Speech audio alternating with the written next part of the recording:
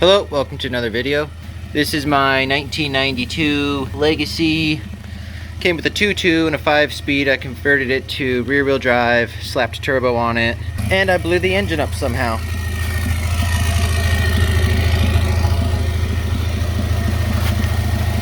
I'm not exactly sure what's wrong with it.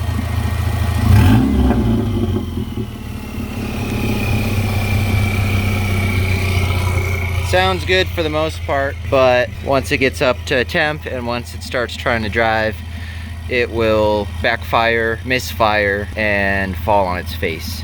I'm hoping it's just the heads. I have a set of 98 dual overhead cam heads that I'm going to throw in it. But right now, the goal is just to get it back in the garage so I can work on it. Well, it's in the garage. This is where it's going to sit for the night, and I'll get to tearing it down on another day.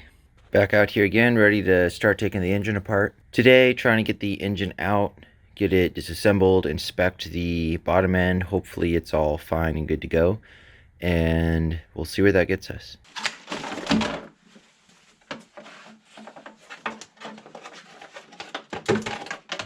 Got the battery out of the way. I'm going to take the covers off, take the accessory belt off. I don't have anything on the AC compressor here. Got to drain the coolant.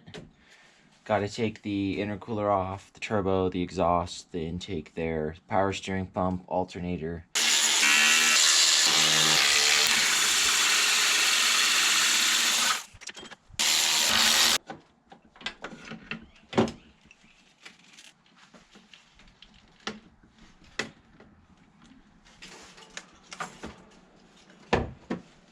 There we go.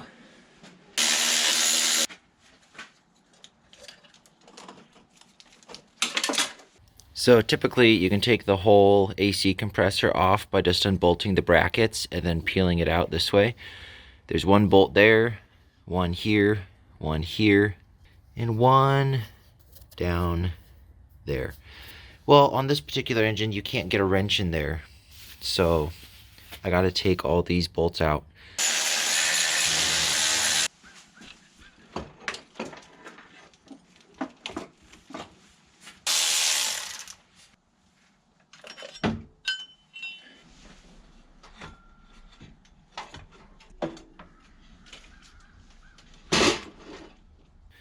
You can see where the turbo is mounted up in here. Kind of a custom rotated setup, if you will. Intake comes through here instead of under the manifold. Have the exhaust coming out, the fender dump right here. The catch is that I welded all of this into the car, and the very last weld that I did is the one that you can see I didn't quite get all the way. And so this was the last thing to get welded up. I am hoping that I can take all of this out without having to cut any of it. I got all of the downpipe bolts out of the turbo. This one decided to strip on the last 3 threads. Right there. Got the other ones out. Turbo's now free. Have to take the feed line off of it. Got to take the drain line off of it, and then the turbo can come right out.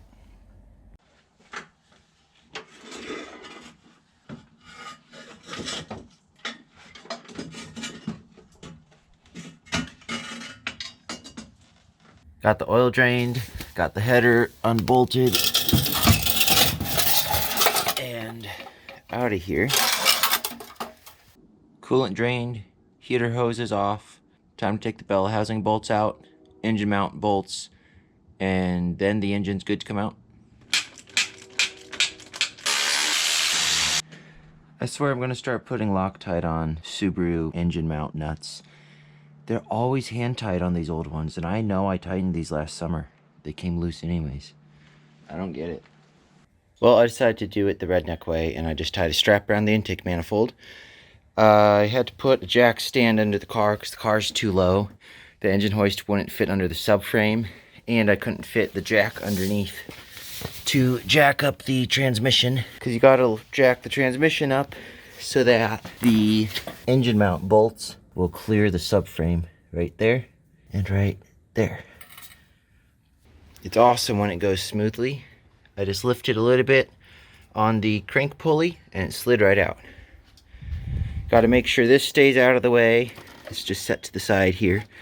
Then we're just going to lift the engine straight out of the car. Mission accomplished. Engine's out.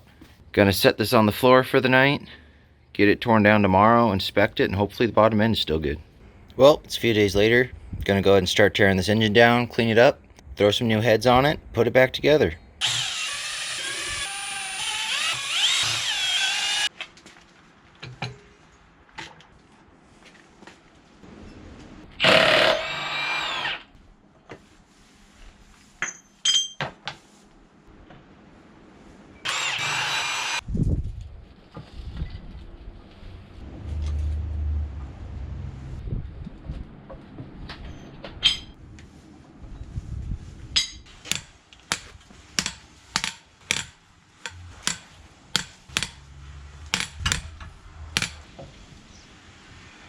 Well, I have one head off. Upon initial inspection, I don't see anything wrong in that cylinder. Or that cylinder, honestly. It looks like maybe this valve isn't fully seated. It also, I don't know if you can see on camera, right there, that valve seat almost looks like it's coming out of the head. But I don't see anything glaringly obvious. Since I won't be using this head, I have to take this sensor off. These older cars, they're like hardwired to the sensor, whereas the newer ones, the harness plugs in right here. I'm eventually going to build a brand new harness for this, but for today, just reuse the factory wiring.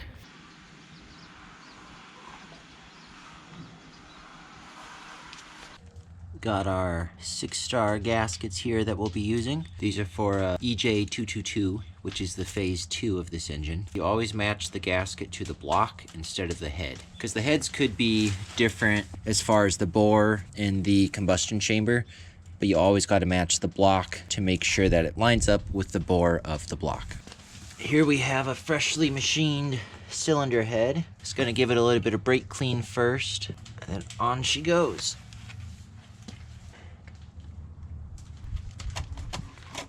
Well, it has quickly gotten dark out, and I don't have the correct head bolts for this.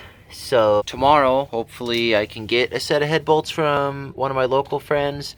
If not, I do have 2 engines that has the correct head bolts, and I'll tear one of those apart. So stand still for the night, but we have a fire going outside. Time to go enjoy the evening. Finally have a set of head bolts. I ended up tearing apart another engine that I had.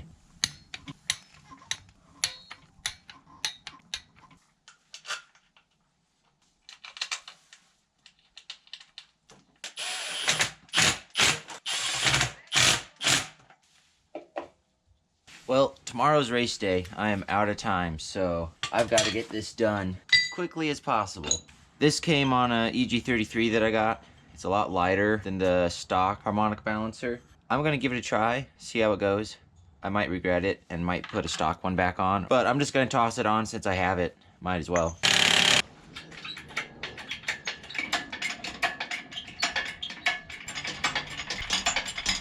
These plates that go right here make it so annoying to get engines in and out. They don't serve much purpose. They're missing from half the cars anyway, so I just take them off of every car I disassemble, and I've always just left them off. Not much need for them. They just get in the way. I replaced this engine mount, and noticed the one over here was not looking great, so I replaced that one too. I'll remember everything I forgot once it's in the car, but I'm gonna go ahead and put it in the car.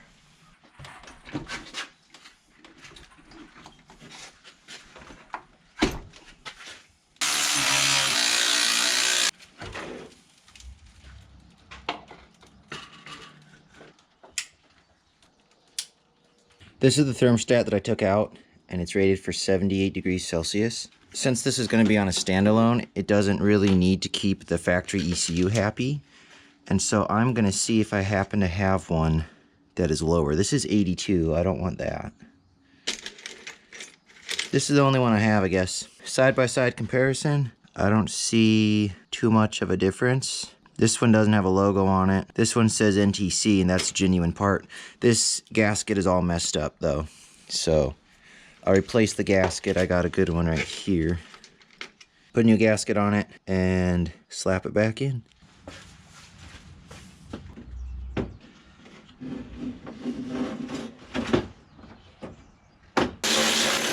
Well, my GoPro filled up earlier, and so I went ahead and emptied it.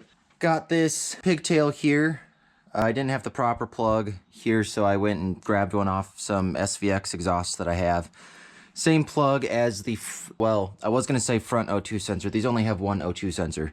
So this plugs into the O2 sensor wiring, and this plugs into the GM intake air temp sensor, which I installed right there on my intercooler, and just plugs right in. Don't have to cut and splice any factory wiring. Upgraded to a GM air intake temp for use with standalone.